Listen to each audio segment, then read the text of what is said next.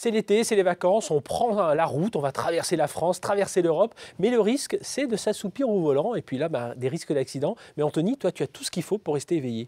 J'ai une bague, un anneau pour les gouverner tous. Non, c'est pas encore celui du Seigneur des Anneaux, mais c'est quand même une bague qui a un petit pouvoir magique. C'est une bague qui va t'empêcher de t'endormir au volant, qui va te réveiller si tu commences à roupiller. Je veux la même au bureau. Ouais, moi aussi, je veux la même au bureau. Pour certaines journées, ce serait assez intéressant. Alors, comment est-ce que ça fonctionne? Regarde, à l'intérieur, tu as des petits capteurs métalliques qui sont en contact avec tes doigts et qui vont mesurer ce qu'on appelle l'activité électrodermale, c'est-à-dire l'activité électrique à la surface de la peau. C'est ça, qui est en fait un reflet de ton activité cérébrale. Donc, on sait si ton cerveau tourne au ralenti ou pas. En fait, c'est le même principe que les détecteurs de mensonges qu'on voit dans les séries policières, sauf que là, on ne s'en sert pas pour savoir si tu as commis ou non un crime, on s'en sert pour savoir si tu es en train de t'endormir. Si j'ai grillé le feu rouge. Si tu as grillé le feu rouge, si tu es en train de t'endormir au volant surtout. Et à ce moment-là, qu'est-ce qui se passe? Eh bien, tu vas entendre une sonnerie très désagréable retentir. Ouais, tu vois, c'est pas super sympa. Alors moi, je ne l'ai pas testé au volant parce que je ne conduis pas, mais je l'ai testé chez moi, dans mon lit.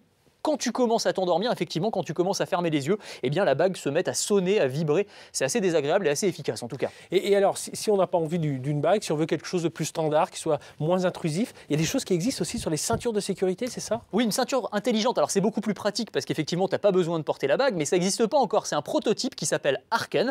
Et donc là, à l'intérieur de cette ceinture de sécurité, tu as des capteurs électroniques qui vont analyser ton rythme cardiaque quand tu conduis. Quand cet indicateur-là est en baisse, ça veut dire que tu commences à piquer du nez un petit peu et à ce moment-là, la ceinture comprend que tu es en train de t'endormir et tu vas entendre une sonnerie qui retentit dans l'habitacle pour te dire hey, « Oh mon petit gars, t'es sur l'autoroute, c'est peut-être pas le moment de piquer un roupillon, réagis un petit peu. » Donc là aussi efficace, mais voilà, pas encore sorti, c'est un projet en cours de développement. Alors la bague, la ceinture, mais là on est obligé de réagir. Mais est-ce que la voiture elle-même, elle peut réagir toute seule de façon autonome? Oui, alors on a maintenant des voitures qui vont devenir de plus en plus autonomes, intelligentes, sans conducteur. On en parle régulièrement dans Culture Geek, toi et moi.